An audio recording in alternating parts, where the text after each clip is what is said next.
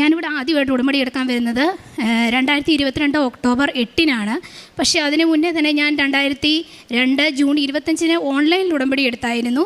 കാരണം ഞാൻ 2016-ൽ വിദേശത്ത് പോയെങ്കിലും എനിക്ക് ലൈസൻസ് കിട്ടിയില്ല. ഞാനൊരു നേഴ്സാണ്. അപ്പം ലൈസൻസ് കിട്ടാതിരുന്നപ്പം എനിക്കത് ഭയങ്കര ബുദ്ധിമുട്ടായി. കുഞ്ഞുങ്ങളെ എനിക്ക് കൂടെ കൊണ്ടുപോയി നിർത്താൻ പറ്റാത്ത ഒരു സാഹചര്യമായി. അപ്പോൾ ഈ ഉടമ്പടി എടുത്തതിന് ശേഷം അതുവരെ എനിക്ക് ഭയങ്കര തടസ്സമായിരുന്നു.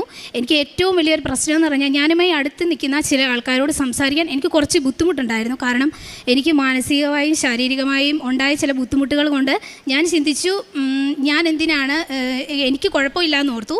പക്ഷേ ഉടമ്പടി എടുത്തപ്പോൾ മനസ്സിലായി ഈശോ എന്നോട് പറയുന്ന അതല്ല, നീയാ മാറേണ്ടതെന്ന് ഈശോ എന്നോട് പറഞ്ഞേ. അപ്പോൾ എനിക്ക് തോന്നി ഞാനാണ് ക്ഷമിക്കേണ്ടതെന്ന്. അപ്പം ഞാൻ ആദ്യമായിട്ട് അവരോടൊക്കെ സംസാരിക്കാനായിട്ട് വിളിച്ചു. ആ സമയത്ത് ഞാൻ മാതാവിൻ്റെ രൂപം എൻ്റെ കയ്യിലുണ്ട്.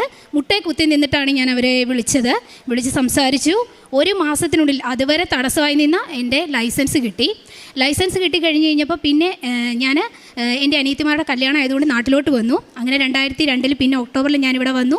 തീർത്ഥാട ഉടമ്പടി എടുത്തു. ആ സമയത്ത് ഞാൻ ഇവിടെ ഇരിക്കുമ്പോൾ എൻ്റെ കൈയുടെ 2 സൈഡിലും എനിക്ക് വേദന ഉണ്ടായിരുന്നു. ഇതെനിക്കൊരു 2-3 വർഷമായിട്ട് ആ വേദനയുണ്ട്.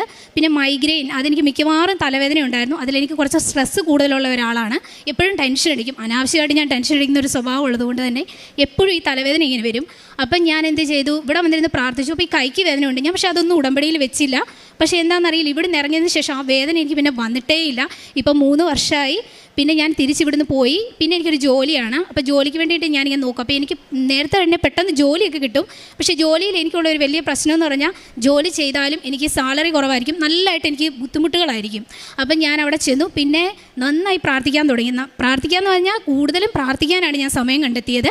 കൂടുതൽ സമയം ഞാൻ സാക്ഷ്യം കേൾക്കും, പിന്നെ വചനം വായിക്കും, വചനം എഴുതും. വചനം എഴുതാമെന്ന് പറഞ്ഞാൽ എനിക്കൊരു ഭയങ്കര ഒരു രസം പോലെയായിരുന്നു, ഭയങ്കര ഇഷ്ടമായിരുന്നു.